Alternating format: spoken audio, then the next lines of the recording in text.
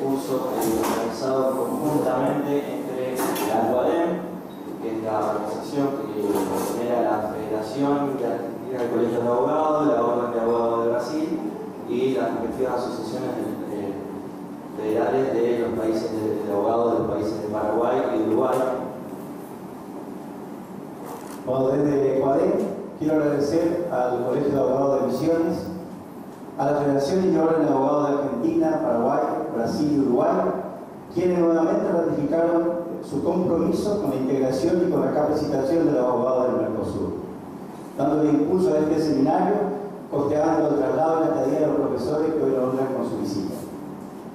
La presidencia pro tempore de Argentina en COADEM está cumpliendo 2 años, dentro de los 20 años de funcionamiento de la organización del Mercosur. Tal como hicieron las presidencias anteriores, la prioridad fue, es y sigue siendo el fortalecimiento del proceso de integración regional en un todo de acuerdo con nuestro estatuto fundacional, y este encuentro es parte de ese compromiso primigenio. Cuando hablamos del Mercosur, hablamos como nuestra patria grande, y nosotros que vivimos en la frontera sabemos y estamos convencidos que la integración nos permite formar un pueblo mercosureño grande. Pero los gobiernos de los estados partes siguen siendo pequeños en sus mezquindades y en su reticencia a la real integración, cuyo proceso ya es imparable, pero al que no acompañan como debieran. La falta de políticas prácticas claras para el ejercicio de la labor profesional transfronterizo, el sistema de control migratorio, los obstáculos al paso fronterizo de bienes y servicios producidos o de origen de los estados partes son algunas de las trabas burocráticas que se oponen al proceso de integración regional real. Y sobre todo, el tema que vamos a tratar hoy en este seminario, el trabajo y la seguridad social. ¿Puede un hermano mercosureño que vive del otro lado del puente, como pasa aquí en Encarnación Posada, o del otro lado de la calle, como pasa en Bernardo Irigoyen y Eliseo Sequeira, trabajar legalmente del otro lado, de este lado? ¿Qué engorroso trámite debe hacer para que sus aportes previsionales puedan ser acreditados el día que se quiera jubilar? Son temas de este seminario, no solo para que sepamos, sino para que desde la abogacía intentemos el mejoramiento de la legislación de los países de la región que posibiliten la real integración. Estos son los objetivos de la abogacía del Mercosur, que agrupa casi 1 millón de abogados de Brasil, Argentina, Paraguay y Uruguay. Vamos a dar comienzo a este seminario en el que vamos a recorrer la legislación laboral y previsional de los países miembros con los temas de actualidad. El día viernes por la tarde vamos a tener el cierre a cargo del doctor Carlos Alberto Angelucci, que es el presidente pro tempore de COADEM, a quienes ya agradecemos por tanto compromiso, sobre todo con nuestra provincia. Y al igual que a todos los integrantes y de la dirigencia de la colegiación del Mercosur, y por supuesto a los expositores que aceptaron compartir su conocimiento para que reflexionemos juntos y lleguemos a nuevos paradigmas en las relaciones de trabajo en el Mercosur. Como decía el profesor Couture, ¿no? El abogado estudia, cada día que no estudies serás menos abogado. Hoy la sociedad nos exige abogados formados, hoy la sociedad nos exige abogados que presten un servicio de excelencia, de calidad, y para eso es necesario, no es un lujo, es una necesidad del ejercicio de la profesión de abogado, la permanente formación y la capacitación.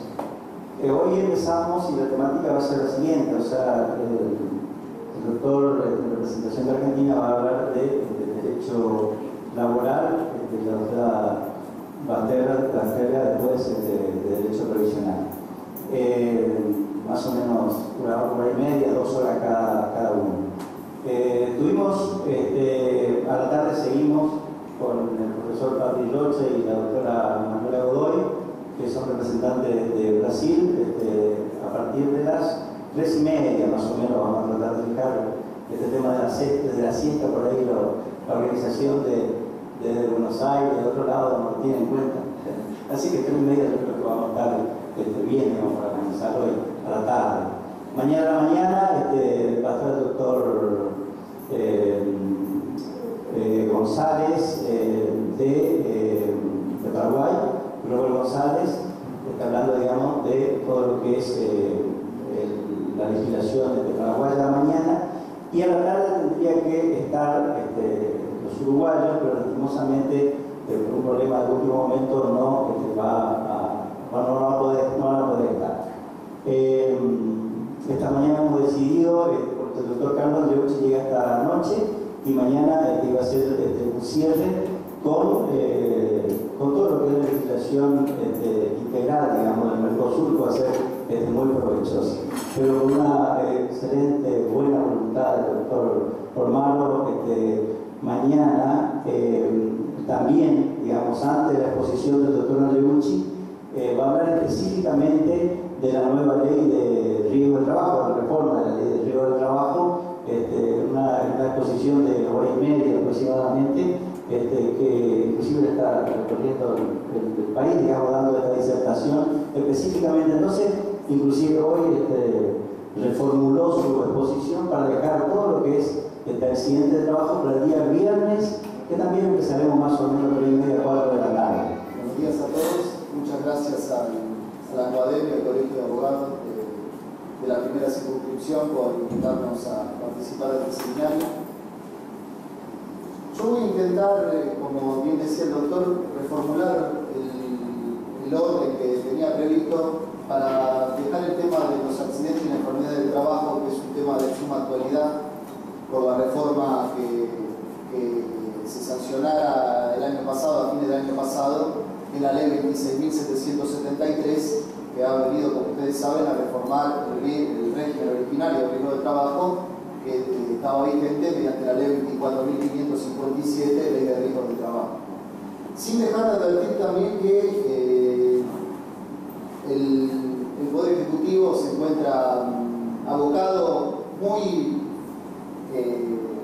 recién asomando en una eventual reforma del régimen de riesgo de trabajo, porque la práctica en este año que ya ha transcurrido, la ley se sancionó en octubre del año pasado, 2012, ya estamos en noviembre de 2013, ha demostrado que el nuevo régimen ha sido sumamente insatisfactorio, quizás no en lo que hace a la cuantificación de las indemnizaciones que denominamos nosotros sistémicas, pero sí en otra serie de cuestiones que me parece muy importante tratar en este ámbito, porque implican una afrenta para la abogacía, ¿sí? Para el ejercicio profesional.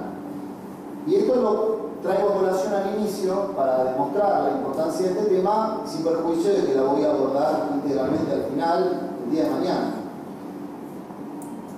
El tema se ve claramente por dos cuestiones centrales en la ley 26.773 que demuestran que el legislador argentino es regresivo, incluso respecto de lo que enseñaba el maestro Juan Vialet Macé en el famoso informe sobre todas las clases obreras argentinas a comienzo del siglo, que el doctor Elian Guasa mencionaba hace unos minutos. Juan Vialet Macé recorrió toda la Argentina por el cargo del Poder Ejecutivo Nacional, y en el año 1904 publicó su famoso informe, donde daba cuenta del estado de las relaciones laborales en todo el país. En ese informe, en la parte que mencionaba el doctor, Vialet Macé dice que recorrió las minas, recorrió los lugares de trabajo rural y da cuenta de la situación de explotación que se vivía en ese momento.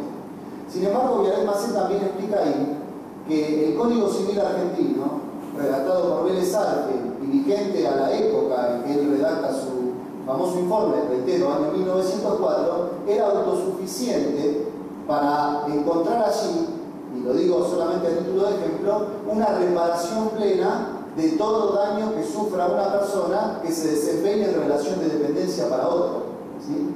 Y esto es un tema que está ahora sobre el tapete porque ayer el Senado de la Nación le ha dado media sanción al proyecto de Código Civil y Comercial Unificado, que también tiene una incidencia capital sobre distintos aspectos del derecho laboral. Uno de ellos, la famosa acción de derecho común por reparación integral en accidente de trabajo, porque saben ustedes que tienen dos acciones, la acción especial de la ley de riesgo, la acción de derecho común, que abreva en el Código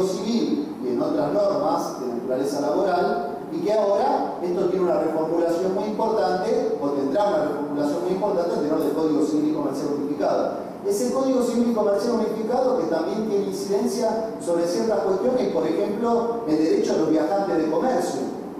Si ustedes ven el texto del proyecto del Código Civil y Comercial, se van a dar cuenta que se instituye la figura del agente de negocios, que es una persona que va por cuenta de otra y que va a percibir una retribución, así lo dice, una remuneración, así lo dice el Código Civil, o así lo dirá el Código Civil y Comercial Unificado, ¿sí?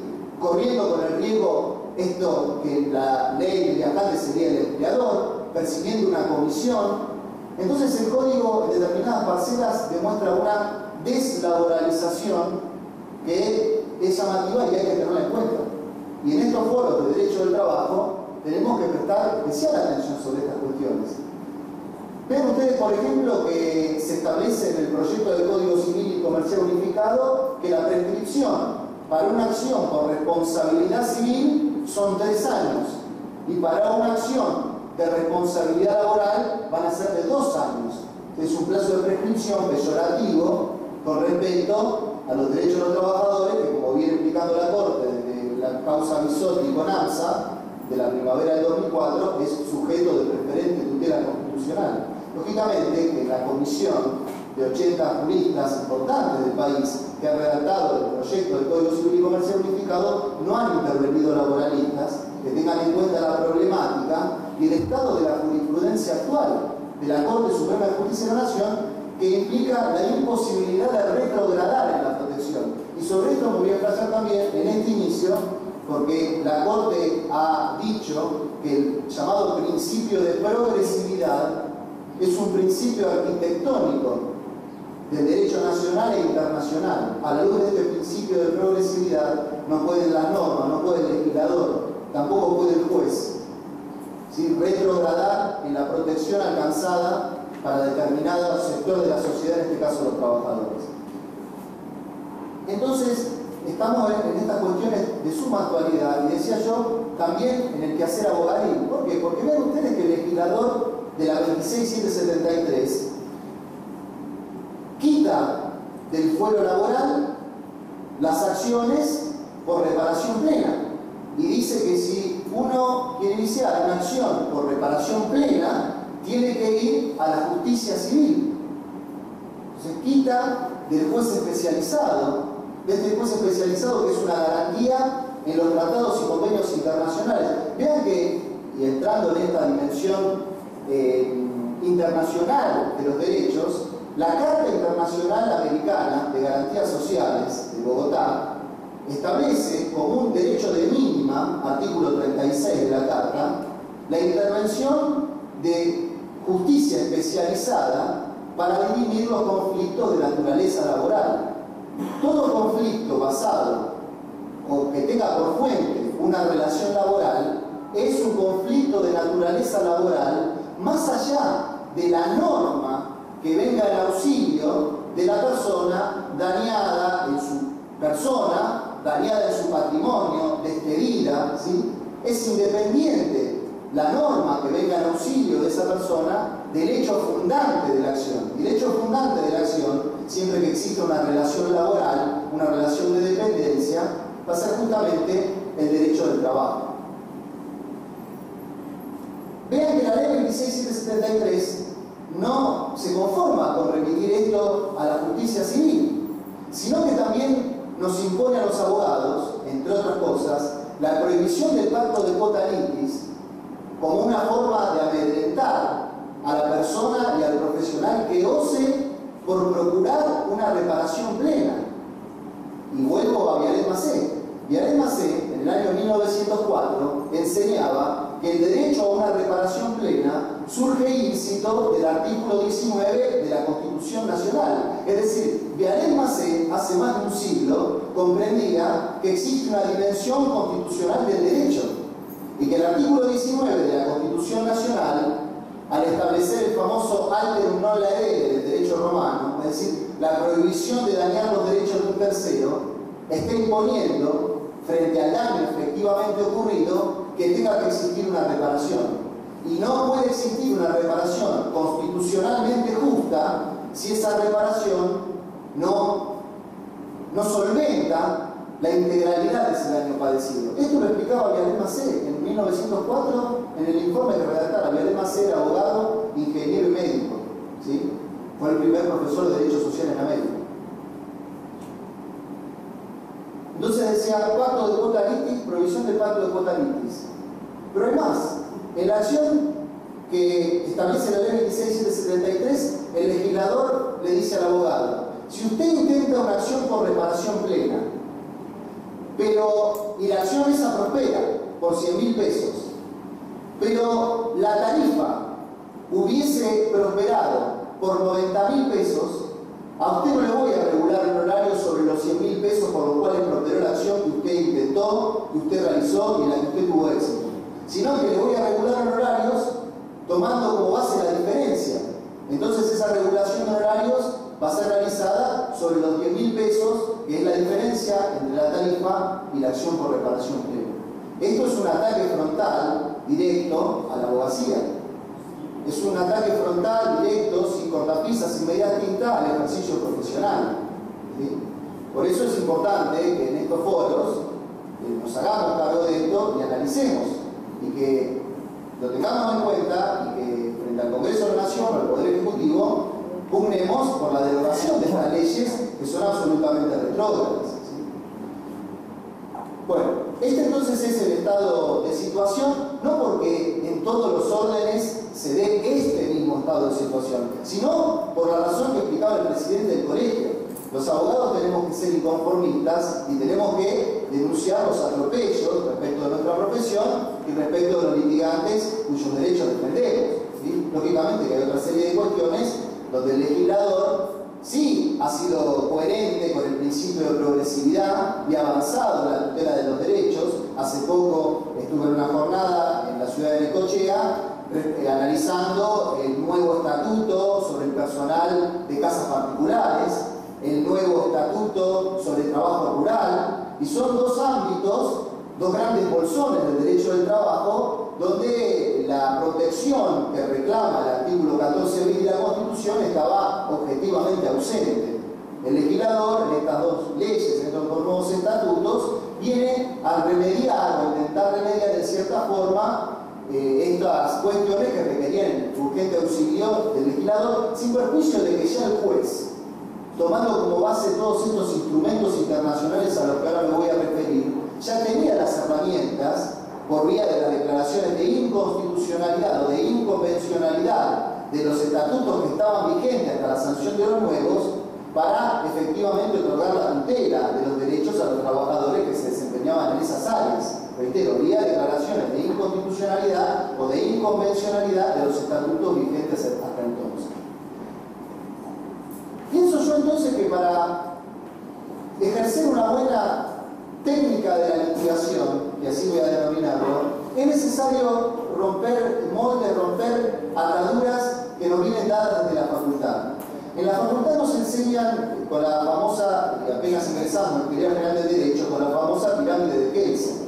Entonces en la pirámide kelseniana nosotros vemos que tenemos a las leyes dictadas por el Congreso, a las leyes comunes, en la base del sistema normativo, y que en la punta de la pirámide lejana tenemos a la Constitución Nacional, y en nuestro sistema, luego el profesor va a explicar cómo es el tema del derecho brasileño, en la misma jerarquía que la Constitución Nacional, no incorporados a la Constitución Nacional, porque ese es un error que comúnmente se suele leer, los tratados internacionales no están incorporados, sino que tienen jerarquía constitucional. Entonces en la punta de la pirámide nos encontramos, después del año 94, con la Constitución Nacional y en su misma jerarquía los tratados internacionales de derechos humanos, catalogados en la Constitución, y aquellos otros a los que el Congreso posteriormente, de acuerdo al trámite establecido en la Constitución, les reconozca esa jerarquía. Ahora, el nuevo paradigma es invertir esa pirámide y comprender que lo que en algún momento era la punta lejana, ahora es la base inconmovible. En la lógica que utilizamos los laboralistas, es el mínimo irrenunciable. Nosotros estamos habituados a trabajar con esto. Estamos habituados a comprender que existen derechos de mínima. El derecho de mínima, por una cuestión de la racionalidad del sistema normativo, es la base imperforable constituida por la Constitución Nacional y los tratados internacionales. Y a partir de allí hay que construir el derecho. El derecho, refiriendo al derecho positivo e inferior, ¿sí?, que son las normas que por mandato constitucional, artículo 28 de la Constitución Nacional, ¿sí?, control de razonabilidad, tienen que venir a tornar operativos los principios y derechos constitucionales, y no a degradarlos, y no a prohibir su ejercicio. Por eso, así entendida la cuestión, se simplifica todo análisis. Así se entiende muy claramente que la ley 26773, de reforma de la ley de riesgo de trabajo, por ejemplo, en modo alguno podría ser lógicamente y jurídicamente operativa del principio general de no dañar, que está íncito en el artículo 19 de la Constitución Nacional. Más podría ser una ley especial sobre accidentes de trabajo, que tiene que tornar operativo dos principios constitucionales: el arte normal del artículo 19 en materia de daños y el artículo 14 bis, que manda a otorgar una protección especial al trabajador si en pos de tornar operativos esos principios constitucionales viene a insertar normas que prohíben la acción. Y esta norma está clara en el artículo 4 de la ley 26773, cuando instaura o reinstaura o reimplanta la famosa opción excluyente. Pues se le dice al trabajador: si usted quiere ir por la reparación plena, tiene que optar. Y si opta por la reparación plena pero no acredita, pierde la tarifa. Y si opta por la tarifa, que es el mínimo indisponible, pero su daño era efectivamente mayor, no puede acceder a la reparación de este daño porque usted ya optó por el mínimo tarifario. ¿Sí? Eso no es operatividad en los términos del artículo 28 de la Constitución Nacional, por eso la norma es irrazonable. Tenemos entonces que esta punta de la pirámide es el cimiento, en la nueva lógica, en el nuevo paradigma de la dimensión constitucional del derecho. Ahora, esta nueva cosmovisión tiene determinadas particularidades. Y una primera particularidad es la que atañe a la articulación entre el sistema internacional y los derechos y garantías que otorgan los tratados internacionales y los derechos y garantías consagrados por la Constitución Nacional misma. Ustedes saben que el 75, inciso 22 de la Constitución dice que todos los derechos contemplados en los tratados y convenios no son negatorios de los contemplados en la primera parte de esta Constitución. Artículos 1 a 36, ¿sí?, en la primera parte del primer capítulo, y segundo capítulo, 36 a 43. ¿Sí? No son negatorios. Entonces, ¿cómo tiene que interpretarse esto? Bueno, una posición establece que los convenios se encuentran por encima de la Constitución. Entonces, se habla, por ejemplo, de un control de convención.